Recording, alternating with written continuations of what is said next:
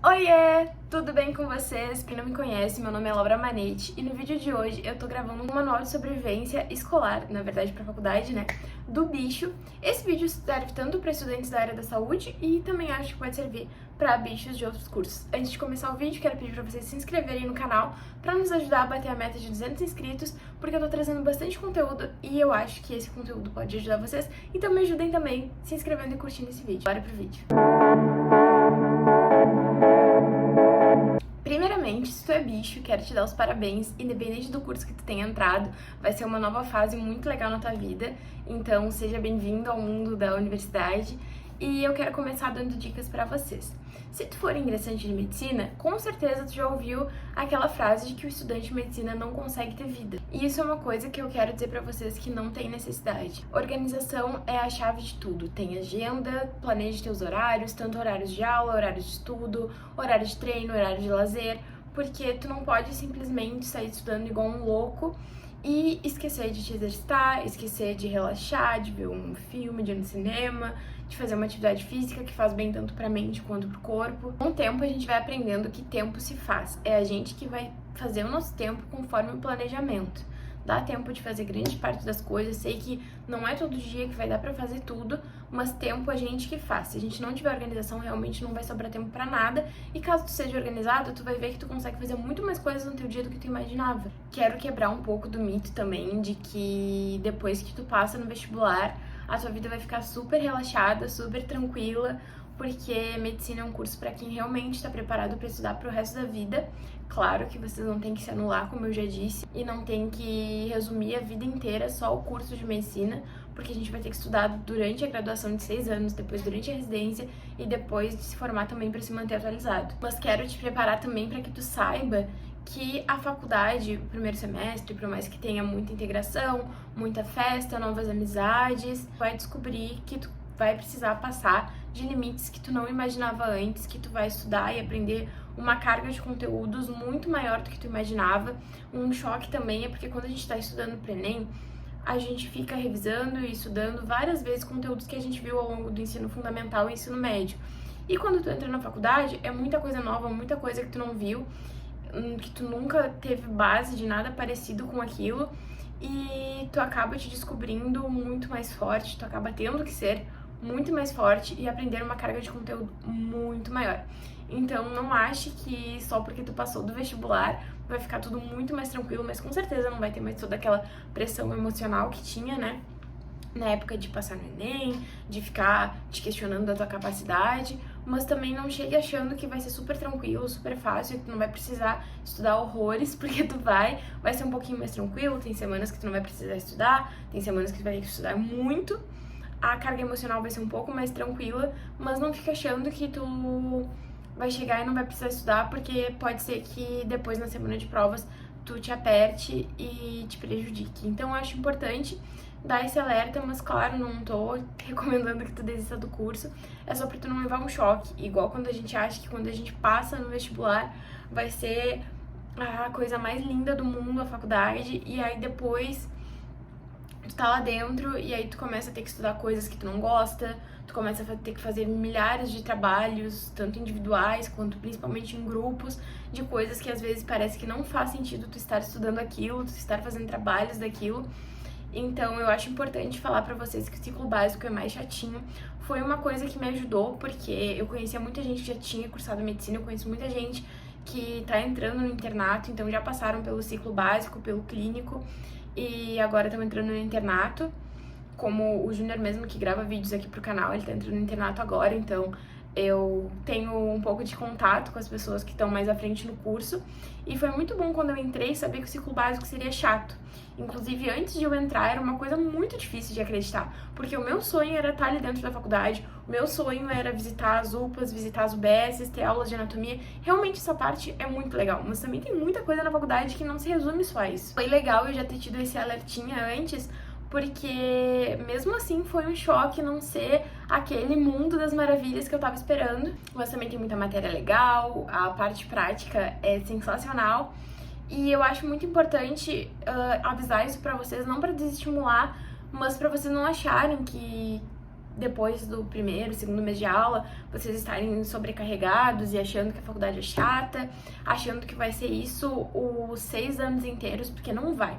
O ciclo básico realmente é um pouquinho mais chatinho. A gente tem 2 anos de ciclo básico, 2 anos de ciclo clínico e 2 anos de internato. A partir do 3º ano começa o ciclo clínico, que a gente começa a ver mais casos clínicos, a gente começa a ter mais contato com o paciente, a gente começa a fazer exames, a fazer anamnese, principalmente a gente começa fazendo exames nos nossos próprios colegas, mas também começa a ter muito mais contato com os pacientes, um contato mais ativo. Além disso, as matérias começam a ficar mais interessantes também. Então, se tu tá no início da faculdade de medicina, ou se tu é bicho e vai começar agora, não te desestimula, não pensa em desistir por causa do ciclo básico. Eu acho importante falar que ele é chatinho, mas vai melhorar e eu tô muito ansiosa pra que melhore também. E não vejo a hora de entrar no clínico. Outra coisa importante ressaltar são os gastos de materiais. Muita gente fica com medo porque o curso de medicina é um curso elitista e consideravelmente bem caro se tu for fazer numa universidade particular. Então, como é um curso muito caro, as pessoas acham que vão ter que entrar na faculdade, vão gastar um monte, como por exemplo, eu tenho amigas que cursam odontologia e reclamam dos custos. Se tu cursou medicina e se tu conseguiu aprovar, independente do modo que tu aprovou, tu não precisa te preocupar porque tu não vai ter grandes gastos com materiais, principalmente no início. Nos primeiros semestres, tu só vai precisar de jaleco e luva, são as únicas coisas. Jaleco tu consegue comprar barato, às vezes vendem no próprio diretório acadêmico da faculdade. Luva também tu consegue comprar uma caixa de luva que dura bastante, baratinho na Shopee. Então, pra tu cursar medicina, tu não vai ter que gastar horrores de material. Eu tenho um vídeo aqui no canal falando dos materiais do primeiro semestre, então tu pode ficar tranquilo. Claro que mais pra frente é interessante que tu tenha teu próprio estetoscópio, teu esfigmo, mas mesmo assim não se compara com um curso de odonto, por exemplo, que os estudantes gastam bastante de material, então pode ficar tranquilo que apesar de medicina ser um curso caro, tu não vai precisar gastar horrores de material. Agora vamos falar dos trotes e da obrigação. Quero deixar claro pra vocês que não é obrigado que vocês participem dos trotes. Quando eu aprovei, vim pra outra cidade, né? Então era um grande medo da minha família que os trotes fossem violentos. E eles falavam muito, tipo, ai, no dia do trote tenta descobrir quando vai ser e tu não vai, porque eu vi que raspam o cabelo, ai, porque fazem isso, porque fazem aquilo. E quando na realidade os trotes hoje em dia estão muito mais tranquilos, tem pouca sujeira, tu tem a opção de não participar dos trotes. Se tu for uma pessoa um pouquinho mais introvertida ou tu simplesmente não quiser te sujar, tu tem todo o direito de não te expor e de não participar. Eu acho que é muito legal participar dos trotes. Eu presencialmente sou um pouco mais tímida e mesmo assim participei, porque eu acho super interessante, é uma experiência única. E por mais que tu te suje, às vezes pode ser que tu perca alguma roupa. Acho que é uma coisa que vai ficar marcada pro resto da tua vida, o trote da tua aprovação, porque a gente só passa em medicina uma vez. Então eu te aconselho sim a participar. Na universidade que eu estudo, os trotes são bem leves. Acredito que talvez por ser particular, mas posso estar errado e pode ser que nas públicas sejam mais leves também. Eu tô dando o exemplo do Júnior porque ele grava vídeos aqui pro canal também.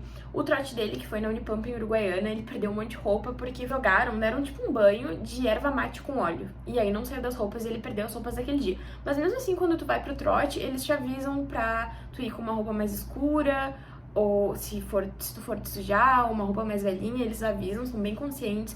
Não tem mais trotes violentos, não tem mais trotes de grande humilhação, tanto na pública quanto na particular. Tu não precisa te preocupar. E o meu trote foram coisas mais leves, tipo andar com a plaquinha na faculdade, pintar o rosto várias vezes, ou andar com o tirante da caneca da gente que a gente ganhou dos nossos veteranos canecas de bichos. E aí tinha um tirantezinho, a gente ia andar preso na calça como se fosse um rabinho, porque o símbolo da Atlética é um cachorrão. E no meu vídeo do meu primeiro dia de aula mostra um pouco do meu trote, caso vocês queiram ver, mas não se preocupem que vocês não são obrigados a participar. Cerimônia do jaleco, em algumas universidades, acredito que na sua maioria particulares, que é um momento simbólico em que a gente sobe no palco, veste o jaleco, a família nos vê ali com o jaleco. É um momento simbólico que parece um pouco com uma formatura, mas não é, que faz a gente sentir que a gente tá dando mais esse passo, mais uma etapa e sentir que realmente está na medicina. É uma cerimônia emocionante, muito legal. Eu tenho um vídeo aqui também um pouquinho da minha cerimônia do jaleco, caso vocês tenham curiosidade, mas não são em todas as universidades que tem. Agora, sobre a relação com os veteranos. Eu acho muito importante que vocês tentem fazer amizade com os veteranos, independente do curso, porque em toda a faculdade tu precisa de um banco de questões, porque às vezes os professores cobram coisas muito diferentes do slide, muito mais aprofundadas, coisas que às vezes tu te mata estudando, tanto dos slides, dos materiais, das videoaulas no YouTube, indo no laboratório, e aí às vezes eles pedem coisas muito profundas de livros didáticos que nunca dá tempo de tu ler, e coisas profundas mesmo. Só quem consegue acertar é quem estudou as provas antigas. Claro que não é geral, não são todos os professores que repetem questões antigas, não são todas as faculdades também, mas eu sei que em várias universidades, algumas vezes os professores cobram questões antigas ou o mesmo tipo de questão. Então, por mais que ele não bote a mesma pergunta e a mesma resposta, tu já vai aprendendo um pouco e te adaptando com um tipo de questão, um tipo de alternativa. Então eu acho que vale a pena sim, e caso o teu veterano, quando ele for te acolher, ele não te passe muito essas coisas, pede pra ele se ele não tem algum banco de questão. Às vezes as pessoas não falam muito pra que não fique chato, entendeu? Mas pede pra ele se ele tem resumos, se ele tem questões antigas, provas antigas. Eu não tô falando pra vocês colarem, mas é importante que vocês aprendam a forma como cada professor ensina, porque às vezes não é quem tem mais conhecimento sobre o conteúdo que passa. Às vezes tu pode saber muito sobre o conteúdo, tu saber explicar para várias pessoas sobre aquilo que tu estudou, e na prova o professor cobra de uma maneira diferente, e às vezes quem estudou pouco e decorou as questões passa, e quem estudou muito, mas não deu uma olhada no banco, roda. Isso acontece em várias universidades, em vários cursos, então eu te aconselho sim a correr atrás do banco de questões, é algo muito importante de se fazer. Agora eu vou falar com vocês sobre gerenciamento da liberdade. Algumas pessoas podem estar entrando na universidade depois de estar saindo do ensino médio normal. O que eu tô falando que é o ensino médio normal? É quem não fez o ensino médio no IFE, que são os institutos federais que tem espalhados por todo o Brasil. Quando tu faz o ensino médio no Instituto Federal, tu tá acostumado a estudar sozinho, tu tá acostumado a não precisar pedir pra sair de sala, tu tá acostumado a poder entrar e sair da sala de aula, tanto pra faltar a aula, quanto pra ir ao banheiro e comer, fazer qualquer coisa, sem que tu tenha que dar satisfação pro professor. Tu leva falta, claro, mas tu meio que faz a tua própria grade de horários.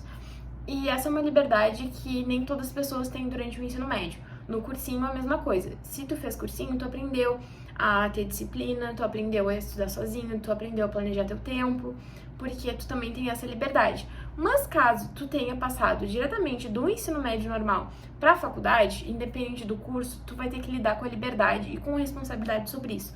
É ótima essa liberdade. Depois de começar a estudar no IFE, eu não conseguia nem me imaginar naquela caixinha de ter que levantar a mão para pedir pro professor para ir no banheiro, para comer alguma coisa, ou de não poder caminhar no pátio sem ter alguém te chamando pra sala de aula. É uma liberdade, assim, muito gostosa, é muito boa, mas que tu tem que saber administrar.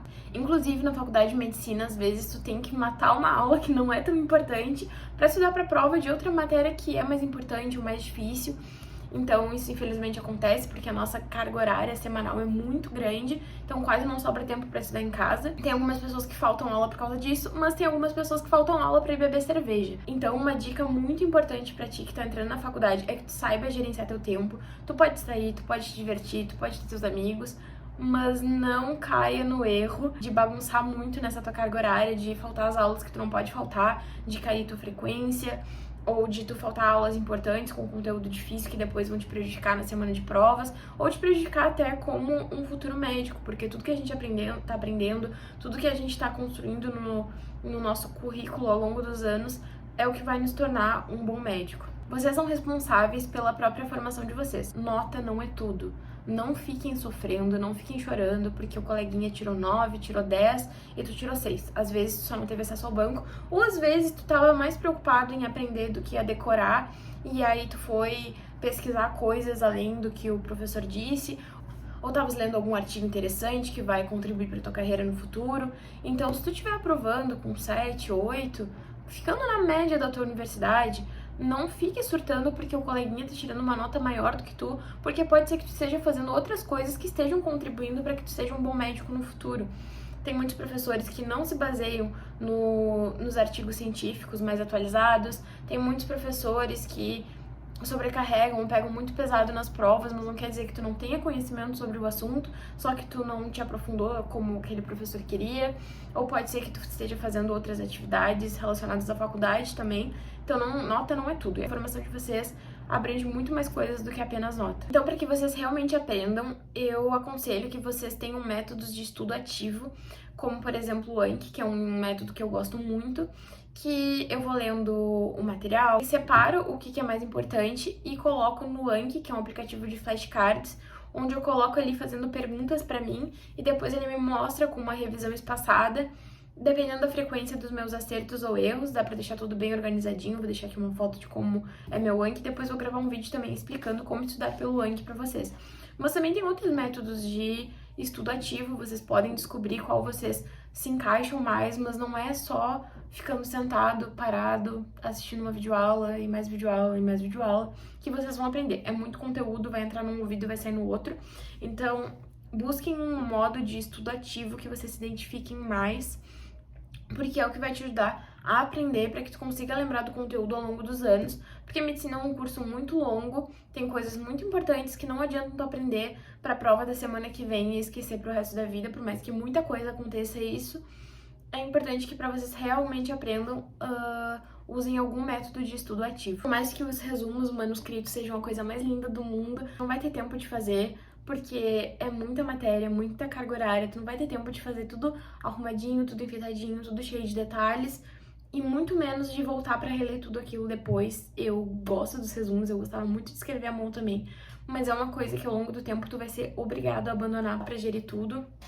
Não dá pra tu te resumir, é só estudar por resumos. Acumula demais, é matéria demais. Agora, sobre as atividades extracurriculares. Com o tempo, vocês vão poder correr atrás das ligas, dos estágios, das monitorias, conforme forem avançando nos cursos. Eu vou falar um pouco sobre liga, que foi o que eu fiz no primeiro semestre. Vou falar das ligas acadêmicas de uma forma que eu acho mais didática. Elas podem ser vistas como mini cursos de partes específicas da medicina que vocês tenham interesse. Geralmente, a forma de ingresso nas ligas acadêmicas são através de provas, ou de algum capítulo de livro, ou de algum artigo. Tu estuda aquele conteúdo que eles publicam no edital da liga, geralmente é pelo Instagram, e aí tu estuda aquele conteúdo e vai fazer a prova. Minhas aulas começaram no segundo semestre de 2023, e aí antes de começarem as aulas, eu já tinha me inscrito para a prova da liga de urgência e emergência, porque é um assunto que eu me identifico, que eu gosto. Fiquei estudando, na verdade, o capítulo que eles mandaram a gente estudar nas férias antes de começar as aulas, porque a prova da liga foi na minha primeira semana de aula e não podia esperar começarem as aulas para estudar, porque senão eu não aprovaria, porque além de eu nem ter começado o primeiro semestre ainda e ter muito termo ali que eu ainda não conhecia, ia ficar muito em cima. Então eu estudei nas férias antes de começarem as aulas para ingressar na liga de urgência e emergência. Eles cobraram um capítulo do livro sobre AVC, do livro Medicina de Emergência, que é bem conhecido. E eu li o artigo, marcava as coisas que eram mais importantes. Às vezes eu não entendia o que eram algumas palavras, e aí eu fazia setinhas explicando, porque eu ainda não tava... Eu pesquisava no Google e botava ali uma explicação para quando eu fosse reler, porque eu ainda não estava acostumada com várias coisas do vocabulário médico. E aí essas coisas que eu sublinhava e achava mais importante, eu colocava no Anki. Qual é a maior diferença entre o AVC isquêmico e o hemorrágico? E aí eu botava a resposta e depois ele me mostrava a pergunta e depois a resposta. Eu ia fazendo assim, estudando para flashcards.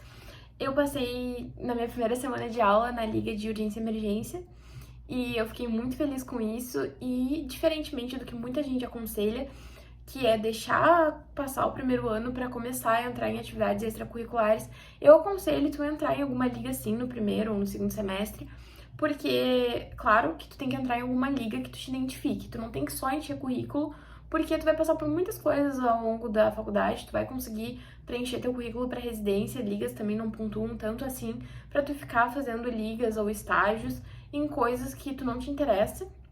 Então eu aconselho que tu procure assuntos que tu realmente te interesse ou que tu tenha curiosidade e entre na liga no primeiro semestre ou no segundo, porque são os mais tranquilos, principalmente o primeiro em relação à carga horária, é muito mais leve do que o que tá por vir.